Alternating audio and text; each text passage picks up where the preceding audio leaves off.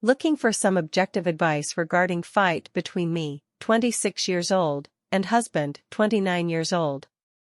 Me and my husband have been together for 5 years and married for almost 2, and I have noticed some things regarding how we manage conflict that feel concerning, but I am unsure if they are objectively a concern. I grew up in a house with 2 parents who were not very emotional, thus fights were more facts and evidence and less emotion, and husband grew up in a home where all fights were explosive.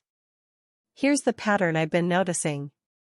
1. Conflict arises. 9 out of 10 times it's over something incredibly small and not worth the argument it blows up into. For example, not agreeing on what to do on the weekend, matters regarding family, arguments over who said something stupid during a family event. Occasionally, these fights are more me issue-centered. For example, I talked too much in a conversation, I didn't let my husband talk enough in conversation, I didn't act a certain way with his family, etc. 2. Initial thing is brought up, typically husband gets an attitude. His tone will change, then I change my tone, and then it escalates. 3. Small issue becomes a big issue. Recently, I try really hard to spend less time on the defense and more time listening to what my husband is communicating. I used to be really bad about cutting him off to defend myself.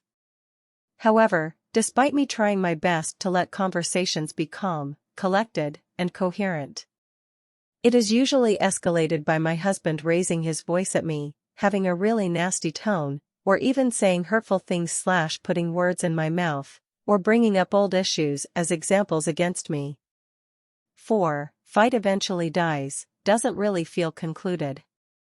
In the past, I'd typically leave to go cool off, but this was mostly to let myself calm down after getting so defensive and angry. Recently I've avoided acting in that way, thus effectively remaining calm and collected. Now my husband is the one who leaves. 5. Midst the separation. I'll usually receive a text along the lines of, "I'm sorry for how I acted," or "how I treated you," blank the reasoning that is stated to not be an excuse, then eventually he will return home, or speak to me again, or whatever. When this happens, it makes me feel so depressed and frustrated. It feels like every little thing will just kinda set one of us off. I'm likely biased, but I feel like usually my husband is the one with a short fuse, and when he has a bad day or is stressed, it typically manifests at some point into a fight started on his end. I just feel like recently I have to walk on eggshells, not knowing what might randomly set him off next. Not all fights are like this.